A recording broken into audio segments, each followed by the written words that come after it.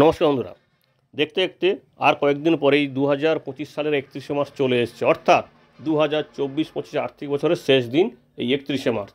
তো সেই 31শে মার্চ আসা মানেই ভারতীয় নাগরিক হিসাবে কয়েকটি আমাদের কাজ কিন্তু বাধ্যতামূলক থাকে। সেটা ব্যাংকিং হতে পারে, মিউচুয়াল ফান্ড হতে পারে, ইনকাম ট্যাক্স হতে পারে, বা আরও অন্যান্য কিছু কাজ যেগুলো কিন্তু করতেই হবে। না হলে আপনি বিভিন্ন ধরনের জরিমানার মুখে পড়তে পারেন, আইনি সমস্যায় পড়তে পারেন। তো আজকে আপনাদের জন্য আমরা এইরকম একটি ভিডিও নিয়ে এসেছি, যেখানে আপনারা জানতে পারবেন যে 31শে মার্চের মধ্যে ব্যাংক সহ, ইনকাম ট্যাক্স সহ আরও কী কী কাজ করতেই হবে। কারণ নতুন বছর শুরু হতে চলেছে, অর্থাৎ আর্থিক বছর। তো তার আগে কিন্তু এই কাজগুলোকে না করলে পরের বছর আপনি সমস্যায় পড়বেন, এবং পরের বছরও কিন্তু নতুন নতুন আবার সুযোগ সুবিধা শুরু হবে। তো আশা করি ভিডিওটি শেষ পর্যন্ত দেখবেন, কারণ ইনকাম ট্যাক্স থেকে শুরু করে ব্যাংকিং, ফিক্সড ডিপোজিট বা আরও যে অন্যান্য নিয়মগুলো, সেগুলোর কিন্তু শেষ দিন এই 31শে মার্চ। প্রথমে আসি ইনকাম ট্যাক্সের যে সবচেয়ে জনপ্রিয় ধারা 80C ধারা। এই 80C ধারাটা যে সমস্ত ভারতীয় নাগরিক আয় করেন এবং যাদের ইনকাম ট্যাক্স দিতে হয়, তাদের কিন্তু এই 80C ধারাতে 1.5 লক্ষ টাকা মতো ট্যাক্স ছাড় পাওয়া যায়। এই ট্যাক্স ছাড়ের মধ্যে আপনি নিতে পারবেন LIC, PPF, PF, জীবন বিমা, জাতীয় সঞ্চয় প্রকল্প, শিশুদের tuition fee, equity linked mutual fund, Sukanya Samriddhi Yojana সহ আরও অন্যান্য প্রকল্প, যেগুলোতে আপনি 80C ধারাতে 1.5 লক্ষ টাকা পর্যন্ত ট্যাক্স ছাড় নিতে পারবেন। তো স্বাভাবিক 31শে মার্চের মধ্যে এই সমস্ত স্কিমে যদি আপনি ইনভেস্ট করে থাকেন, তবে আপনি 1.5 লক্ষ টাকা ছাড় পাবেন, না হলে কিন্তু আপনি কোনো ছাড় পাবেন না। এবং বকেয়া প্রিমিয়াম থাকলেও তার উপর কিন্তু ট্যাক্স ছাড়াবেন। এবং আরেকটি হচ্ছে কি, স্বাস্থ্য বিমা প্রিমিয়াম। এটা স্বাস্থ্যের জন্য যেমন দরকার, কারণ আমাদের মানুষ শরীরে কখন কী রোগ হয় আমরা জানি না। তো সেক্ষেত্রে আমাদের চিকিৎসার খরচ কিন্তু প্রত্যেক বছর লাফিয়ে লাফিয়ে বাড়ছে।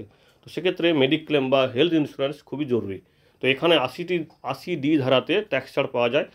60 বছরের কম বয়স হলে 25,000 টাকা, এবং 60 বছর বা তার বেশি হলে সেক্ষেত্রে 50,000 টাকা করে পাওয়া যায়। অর্থাৎ যদি কারুর বাড়িতে পিতামাতা থাকেন 60 বছরের কম, সেক্ষেত্রে উনি 50,000 টাকা পর্যন্ত 25% ছাড় নিতে পারবেন নিজেদের জন্য এবং বাবা মার জন্য।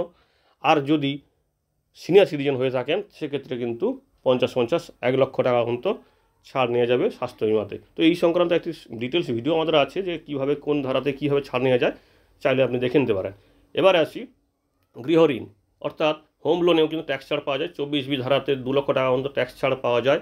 প্রথমবারের জন্য যদি বাড়ি কেনেন, সেক্ষেত্রে 35 লক্ষ টাকার কম যদি দাম হয় বাড়িতে, সেক্ষেত্রে 80EE ধারাতে 50,000 টাকার অতিরিক্ত ট্যাক্স ছাড় পাওয়া যায়। শিক্ষা ঋণেও কিন্তু ট্যাক্স ছাড় পাওয়া যায় 80E ধারাতে, এবং এখানে কোনো লিমিট নেই। কিন্তু আপনার ঋণ নেওয়ার 8 বছর অথবা যখন আপনি চাকরি পাচ্ছেন তার মধ্যে কিন্তু আপনাকে লোনটা শোধ করতে হবে। যেটা আগে হবে সেটার মধ্যে আপনাকে লোনটি শোধ করতে হবে। এনপিএসে যদি আপনি টাকা জমা করেন, সেক্ষেত্রে 80CCD1B ধারাতে 50,000 টাকার একটা অতিরিক্ত ছাড় পাবেন, এবং এটা হচ্ছে 1.5 লক্ষ টাকার অতিরিক্ত ছাড়। এটা কেউ যদি পার্সোনালি করে থাকে, সেক্ষেত্রে এই ছাড়টা কিন্তু তার জন্য খুবই গুরুত্বপূর্ণ। এনপিএসের এই 80CCD1Bতে 50,000 টাকার ছাড় কিন্তু অনেকেই না জানার কারণে নিতেই পারেন না। তো সেক্ষেত্রে আপনি এটা নিতে পারেন। দানের উপর কর ছাড়, আপনি যদি কোনো জনহিতকর প্রকল্পে বা সংস্থায় টাকা দান করেন, সেক্ষেত্রে আপনি ট্যাক্স ছাড় পাবেন 50% অথবা 100% পর্যন্ত। সেটা সংস্থার কী নিয়ম আছে বা সংস্থা কী ধারাতে রেজিস্ট্রি কী আছে তার উপর নির্ভর করবে। যেমন প্রধানমন্ত্রী relief fund, chief minister relief fund, এই রকম বিভিন্ন ধরনের ফান্ডে আপনি দান করলে কিন্তু 100% ছাড় পাওয়া যাবে। এছাড়া অন্যান্য যে সংস্থাগুলো থাকে, সেখানটায় আপনি 50% ছাড় পাবেন।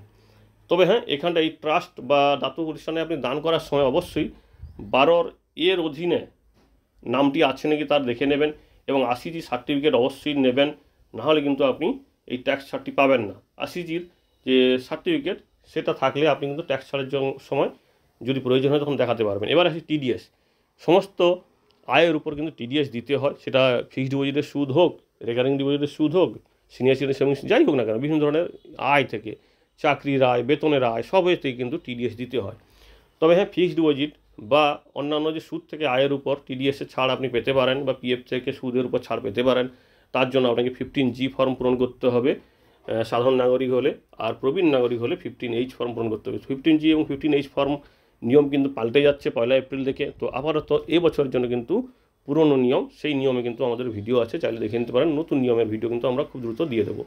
অগ্রিম কর, অ্যাডভান্স ট্যাক্স হচ্ছে যাদের ইনকাম ট্যাক্সের হিসেবে দেখা যায় যদি 10,000 টাকার বেশি তাকে ট্যাক্স দিতে হবে, তো সেক্ষেত্রে তাকে কিন্তু এই 10,000 টাকার বেশি ট্যাক্স হয়ে যাওয়া মানে ওনাকে কিন্তু নতুন নিয়ম বা যেটাকে বলে ইনকাম ট্যাক্সের যে ধারা আছে সেই ধারা অনুযায়ী অ্যাডভান্স ট্যাক্স দিতে হবে। এবং তারও কিন্তু নিয়ম আছে, সেটা হচ্ছে কি 15ই জুনের মধ্যে অ্যাডভান্স ট্যাক্সের 10% দিতে 15% দিতে হবে, 15ই সেপ্টেম্বরের মধ্যে 45% জমা করতে হবে, 15ই ডিসেম্বরের মধ্যে 75% এবং 15ই মার্চের মধ্যে 100%। অর্থাৎ 15ই মার্চ হলে আপনাকে 15%, 15ই জুনের মধ্যে 15%, 15ই সেপ্টেম্বরের মধ্যে 45%, 15ই ডিসেম্বরের মধ্যে 75% এবং 15ই মার্চের মধ্যে 100% ট্যাক্স দিতে হবে। এবার আসি আপডেট, পাসবই আপডেট করার কথা এবং সেই সঙ্গে অন্যান্য যে আপনার সেভিংসের উপর পাসবইগুলো থাকে তার উপর আপডেট। কী কারণে? কারণ আপনারা জানেন সাধারণ নাগরিক হলে 80 TTA ধারাতে 10,000 টাকা পর্যন্ত ইনকাম ট্যাক্সের ছাড় পাওয়া যায়, যে সুদটা আপনি পাচ্ছেন সেখানটায়। অর্থাৎ আপনার সেভিংস অ্যাকাউন্টে যদি 10,000 টাকার পর্যন্ত সুদ হয় তো সেক্ষেত্রে সম্পূর্ণটাই আপনি ট্যাক্স ছাড়াবেন, কিন্তু 10,000 টাকার বেশি হলে সেই বেশি টাকাটা আপনাকে ট্যাক্স দিতে হবে। তো এটা কিন্তু অবশ্যই খেয়াল রাখবেন। আর প্রবীণ নাগরিক হলে তাদের কিন্তু 50,000 টাকা পর্যন্ত 80 TTB ধারাতে ট্যাক্স ছাড় দেওয়া হয়। তো এখানে একটা বিষয় খেয়াল রাখবেন, এই সুবিধাটা পেতে হলে আপনাকে কিন্তু সঠিক সময় পাসবইটা আপডেট করে রাখতে হবে যাতে আপনার হিসেবে সুবিধা হয়। তাহলে 31শে মার্চ হয়ে গেলেই আপনি কিন্তু আপনার পাসবইটা আপডেট করবেন, সেটা সেভিংস অ্যাকাউন্ট হোক, PPF হোক বা আরও অন্যান্য যে সেভিংস স্কিমগুলো আছে সেখানে যদি আপনার পাসবই থাকে সেগুলো আপডেট করে রাখবেন। এবার সেই লোন, যদি আপনার হোম লোন থেকে শুরু করে অন্যান্য লোন থাকে তার ইন্টারেস্ট সার্টিফিকেট অবশ্যই নিয়ে রাখবেন 31শে মার্চ পর্যন্ত। পোস্ট অফিসে রেকারিং ডিপোজিট যদি আপনি ইনভেস্ট করে থাকেন সেক্ষেত্রে 15 তারিখের মধ্যে যদি আপনার রেকারিং ডিপোজিট থাকে তাহলে আপনার কিন্তু 15 তারিখের মধ্যে টাকাটা জমা করতে হবে এবং 16তম দিনের থেকে যদি মাস শেষ পর্যন্ত যদি অ্যাকাউন্টটা খোলা হয় তাহলে তাকে সেই সময়ের মধ্যে টাকাটা জমা করতে হবে। কোনো কারণে যদি টাকাটা আপনি জমা করতে না পারেন তাহলে আপনাকে 100 টাকা করে ডিফল্ট দিতে হবে, অর্থাৎ জরিমানা দিতে হবে। 4 মাস পর্যন্ত এই ডিফল্ট জরিমানা দিয়ে আপনি আপনার রেকারিং ডিপোজিটটি চালু রাখতে পারেন। এর পোস্ট অফিসের জন্য কিন্তু এই নিয়মটি, অর্থাৎ এরা দুটো ভাগে ভাগ করেছে মাসটিকে। প্রথম 15 দিনের জন্য একটা ইউনিট, পরের 15 দিনের জন্য একটা ইউনিট। অর্থাৎ প্রথম 15 তারিখের মধ্যে হলে, ধরুন আপনি 2 তারিখে খুলেছিলেন, তো 15 তারিখ পর্যন্ত আপনি কিন্তু সুযোগটা পাবেন টাকা জমা করা। আপনি ধরুন 16 তারিখে খুলেছিলেন, তো সেক্ষেত্রে আপনি 30 তারিখ পর্যন্ত সুযোগটি পাবেন। অর্থাৎ এই যে ইউনিট হিসেবে ভাগ করে দিয়েছে দুটি মাসকে, তো এই 15 দিনের কিন্তু আপনি সুবিধা পেতে পারেন এই রেকারিং ডিপোজিট টাকা জমা করার ক্ষেত্রে। এবারে সুকন্যা সমৃদ্ধি, যদিও আমরা আগে বলেছি তাও একটু ডিটেলসে বলি। সুকন্যা সমৃদ্ধিতে ন্যূনতম আপনাকে টাকা জমা করতে হবে 250 টাকা এবং ম্যাক্সিমাম হচ্ছে 1.5 লক্ষ টাকা।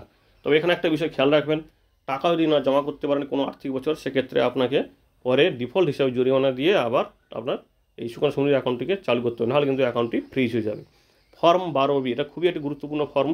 যে সমস্ত চাকরিজীবী চাকরি পরিবর্তন করেছেন নতুন নিয়োগকর্তার কাছে, অর্থাৎ যার কাছে নতুনভাবে চাকরি শুরু করেছেন ওনার কাছে আপনাকে 12B ফর্ম পূরণ করতে হবে, যেখানটায় আপনার আগের যে চাকরি ছিল সেখানে কত কী বেতন পেয়েছেন, কত কী ট্যাক্স কেটেছেন তার তথ্য থাকবে, যাতে উনি সঠিকভাবে TDSটা কাটতে পারেন। এবার আসি মূলধন লাভ। আপনারা জানেন ইকুইটির উপর যে লাভ হয় তাকে ট্যাক্স এখন দিতেই হয়। 2018 সাল থেকে এই নিয়মটি চালু হয়েছে। 1 লক্ষ টাকা পর্যন্ত ট্যাক্স ছাড়া হয়, তার পরবর্তীতে কিন্তু আপনাকে ট্যাক্স দিতে হবে পুরনো নিয়মে 10% আপনাকে কিন্তু ট্যাক্স দিতে হবে। আর স্বল্প মেয়াদির উপর 15% ট্যাক্স আপনাকে দিতেই হবে। এবারে মুলতুবি আয়কর রিটার্ন, অর্থাৎ যে আয়কর রিটার্নটি আপনার বকেয়া আছে, অর্থাৎ জমা করতে পারেননি, অর্থাৎ ITR ফাইল করতে পারেননি। ধরুন 2023-24 আর্থিক বছরের জন্য যে 31শে জুলাই তারিখ ছিল 2024-এ, সেটা আপনি করতে পারেননি। 31 ডিসেম্বর লাস্ট ডেট ছিল বিলেটেড ITR, সেটাও আপনি করতে পারেন, তাহলে আপনি কিন্তু 31শে মার্চের মধ্যেই করতে পারেন। অর্থাৎ 2023-24-এর ITR ফাইলের শেষ সুযোগ হচ্ছে 31শে মার্চ, এর পরবর্তীতে কিন্তু আপনি আর সুযোগ পাবেন না। সেই সঙ্গে একটু বলে রাখি, আপডেটেড ITR, অর্থাৎ কোনো কারণে ধরুন পুরনো বছরের ITR আপনার ভুল হয়েছে, সেক্ষেত্রে আপনি আপডেটেড ITR পূরণ করতে পারেন। তার জন্য সময়সীমা দেখুন, সেই 31শে মার্চ আছে। 2021-22 আর্থিক বছরের জন্য 2025-এর 31শে মার্চ, আর্থিক বছর 2022-23-এর জন্য শেষ তারিখ 31শে মার্চ 2026, আর্থিক বছর 2023-24-এর জন্য শেষ তারিখ থাকবে 31শে মার্চ 2027। অর্থাৎ 31শে মার্চ কিন্তু একটা করে সময় শেষ হয়ে যাচ্ছে। এবার আসি NPS-এ কিন্তু সেই 500 টাকা ন্যূনতম বিনিয়োগ করতে হবে, নাহলে কিন্তু আপনার অ্যাকাউন্ট ফ্রিজ হয়ে যাবে। সেটাও কিন্তু 500 টাকা জরিমানা দিয়ে আপনাকে খুলতে হবে, পুনরায় ফ্রিজটাকে ওপেন করতে হবে। PPF, সেখানেও কিন্তু সেই একই নিয়ম, আপনাকে জরিমানা দিতে হবে যদি আপনি সময়ের মধ্যে টাকা জমা না করেন। আর্থিক বছর অর্থাৎ 31শে মার্চের মধ্যে টাকা জমা না করেন, সেখানে 50 টাকা জরিমানা কিন্তু আপনাকে দিতেই হবে। এবার আসি স্পেশাল ফিক্সড ডিপোজিট। SBI অমৃত 20টি যে ফিক্সড ডিপোজিট আছে সেটারও কিন্তু 31শে মার্চ সময়সীমা শেষ হচ্ছে। সাধারণ নাগরিকদের জন্য 7 টাকা 25, প্রবীণ নাগরিকদের জন্য 7 টাকা 75। আর SBI-তে আরেকটি আছে অমৃত কলস ফিক্সড ডিপোজিট, যেটাও কিন্তু সাধারণ নাগরিকদের জন্য 7 টাকা 10, প্রবীণ নাগরিকদের জন্য 7 টাকা 60, এটাও কিন্তু 400 দিনের জন্য। এই অমৃত বৃষ্টি বা অমৃত কলস নিয়ে কিন্তু আমাদের মানে বিস্তৃতি একটি ভিডিও আছে, সেটা দেখে নিলে তথ্যগুলি জানতে পারবেন, ম্যাচুরিটি ক্যালকুলাস সহ। আইডিবিআই ব্যাঙ্কেও কিন্তু স্পেশাল ফিক্সড ডিপোজিট আছে, সেটাও কিন্তু উৎসব, আইডিবিআই উৎসব, তো সেটাও কিন্তু 31শে মার্চ 2025 শেষ হচ্ছে। এছাড়া আছে ইন্ডিয়ান ব্যাঙ্ক, তাদেরও কিন্তু ফিক্সড ডিপোজিটের মেয়াদ শেষ হচ্ছে 31শে মার্চ 2025। একটি হচ্ছে ইন্ড সুপ্রিম 300 দিন এবং ইন্ড সুপার 400 দিন। এগুলোতে কিন্তু 8 টাকা 50 করে সুদের হার পাওয়া যায় মোটামুটি সিনিয়র সিটিজেনদের জন্য। তো এইগুলো কিন্তু তারিখ 31শে মার্চ লাস্ট সুযোগ। তাই অবশ্যই আপনি যদি এখানে ইনভেস্ট করতে চান তাহলে এই সুযোগগুলো নিতে পারেন, কারণ এরপরে কিন্তু সুদের হার কমতে পারে, এই কারণে রিজার্ভ ব্যাঙ্কের পক্ষ থেকে রেপো রেট কমানো হয়েছে। তাই অবশ্যই বিষয়গুলো খেয়াল রাখবেন এবং অবশ্যই যেগুলো লাস্ট ডেট, যেগুলো জরিমানা হতে পারে, সেগুলো অবশ্যই কাজগুলো করে রাখবেন। ধন্যবাদ।